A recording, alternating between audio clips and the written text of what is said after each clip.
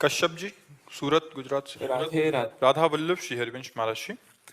गुरुदेव, मेरा प्रश्न है कि उन सर्व सामर्थ्यशाली पूर्ण पुरुषोत्तम परमेश्वर मेरे गोविंद के लिए तो कुछ भी असंभव नहीं है, फिर एक भक्त के पूर्ण शरणागत होने के पश्चात भी उसका प्रारब्ध भी भस्म क्यों नहीं कर देते? क्या इसके नहीं नहीं नहीं नहीं, वो भक्त ही नहीं चाहता। चाह ले तो हो जाए, लेकिन वो भक्त नहीं चाहता। और जो चाह करे तो भक्त कैसा? जाहि न चाही कबहू कछु, तुम सन सहज सने, बसहु निरंतर तासुर, सोराउर निज गे। जीवन भर चाह मिटाने की ही तो बात की गई है।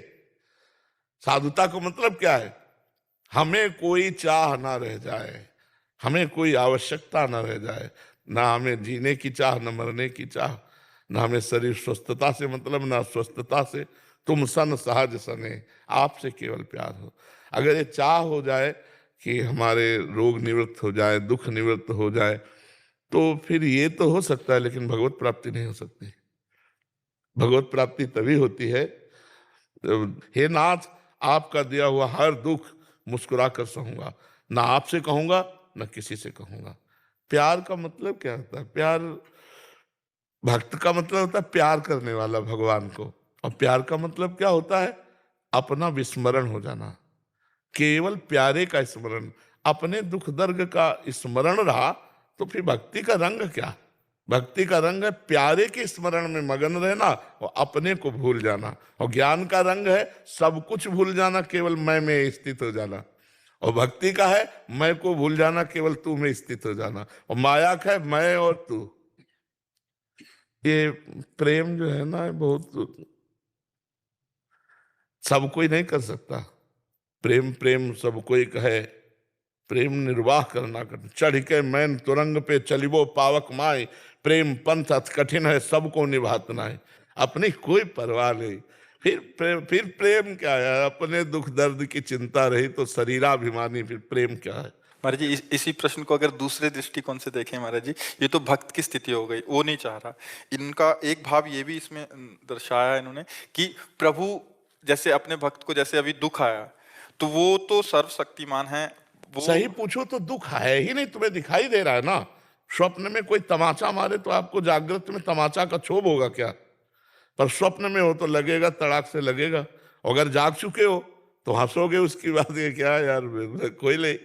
समुद्र में एक आदमी स्वप्न में डूब रहा था और बोला बचाओ, मैं समुद्र में डूब रहा। आवाज निकल गई उसकी। तो बाहर के लोग अब क्या करें, उसको कैसे बचाएं? नौका ले आवे, तैराक ले आवे, क्या करें आप बताओ? उसको केवल जगा दो। नौका तैराक की जरूरत नहीं है, उसको जगा दो। एक बूंद पानी नहीं है, वो उसमें डूब रहा है। समझ रहे ला? ऐसे ही जब ज्ञान में भक्ति में जग जाया जाता है तो भैया दुख होते हुए भी दुख नहीं है। जेहि जाने जग जाए हेराई, जागे जथा स्वपन भ्रम जाई। सत्य मानिए, आपसे सच्ची कह रहे हैं, इस शरीर को जो कष्ट है वो भयानक है। कितने कष्ट मतलब आपको, लेकिन जीरो, कोई कष्ट नहीं।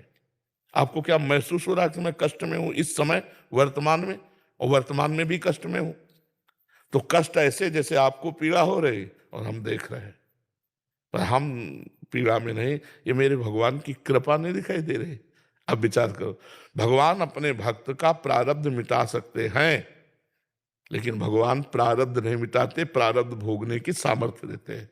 कानून है, वो तोड़ सकते हैं। जगन्नाथपुरी के माधवदास बाबा, उनको संग्रहणी रोग हुआ तो बार बार सोच, 10-20 बार सोच हो तो आदमी की हालत खराब हो जाए। वृद्ध संत तो बेहोश हो गए। जब होश आया तो सुगंध, तो उन्होंने कहा कि कुटिया में तो दुर्गंध थी मल से। तो देखा समुद्र से लंगोटी धोते हुए आए जगन्नाथ जी स्वयं, नौ किशोर अवस्था, घनश्याम स्वरूप। तो उनका कौन हो सकता है जो हमारी लंगोटी धोए? तो जब मुड़े तो दिखा रे कमल लोचन भगवान। तो कहा जय जय। हाँ बाबा, ये क्या कर रहे हो आप? मुझ दास की लंगोटी आप धो, तो बाबा तुम्हारे पास और कोई है क्या? बोले प्रभु आपके सिवा तो कोई नहीं। तो बोले जिसका मेरे सिवा कोई नहीं है उसकी स्वयं मैं सेवा करता हूं। भगवान कहते हैं ना योगक्षेमम कराम में, हम नहीं कहा कि मैं करवा देता हूं, नहीं तो जय विजय को भेज देते। कितने भगवान के पार्षद हैं, भगवान किसी को पे, वो स्वयं बोलते हैं योगक्षेमम वहां में हम, मैं। तो यही प्रश्न किया था श्री बाबा ने ठाकुर जी से कि तो जय जय फिर प्रारब्ध ही नष्ट कर दो, इससे तो अच्छा कि हम आपको देख रहे हैं कि मल भरी लंगोटी धो रहे हो, तो इससे अच्छा हमारा। बोले बाबा अगर अभी प्रारब्ध हम मिटा देंगे तो फिर अगला जन्म हो जाएगा, इसलिए तुमको हम साथ ले चलना चाहते हैं, तो तुम प्रारब्ध भोग लो, मैं लंगोटी धो रहा हूं तुम्हारी। तो सच्ची मानिए आप, ये सब कष्ट हैं, पर इतना प्यार, इतना दुलार, इतना आनंद वो दिए हैं कि उसी आनंद के बल से ऐसी बुरी स्थिति में भी ये सब हो रहा है। तो कैसे शिकायत करोगे आप बताओ? हमें पता है कि हमने बहुत बड़ी गलती की, अब हमको 100 लठ खानी, और वो 100 लठ में तो 90 तो माफ कर दिए और 10 ऐसे उठा रहे हैं और बस छुआ देते हैं। लोग समझ रहे कितनी जोर का पीटा जा रहा है और वो लठ ऐसे आती है। नहीं, अब आपसे कोई पूछे कि ये आपका स्वामी कितना निर्दयी लठ से मार रहा है, तो आपको क्या लगेगा? आपको लगेगा तुम कृपा नहीं जानते यार। नहीं, 100 लठ लगनी थी और ये जो 10 लग रही ना, ये केवल ड्रामा है, लठ लगाने का ड्रामा है, लठ नहीं लग रही। ऐसे ही पूरा जीवन हो रहा है, आप सच्ची समझ लो, केवल दुख का एक ड्रामा है, दुख नहीं है। भगवान अपने जन को दुख देते हैं। अरे आनंद समुद्र उनकी, मतलब उनके, हम बता रहे कि वाणी आगे बोल नहीं सकती कि वो कितना सुख देते हैं। बचपन से निकले थे, माँ परिवार सब संसार के राग का त्याग करके, तो क्या वो हमको दुख देंगे? अब हमको कर्म बंधन सताएगा, हमको प्रारब्ध सताएगा? नहीं नहीं नहीं। भगवान कहते हैं ऐसा कैसे? भगवान के वचन है ना। भगवान एक बार जो मेरी शरण में आ गया, मैं उस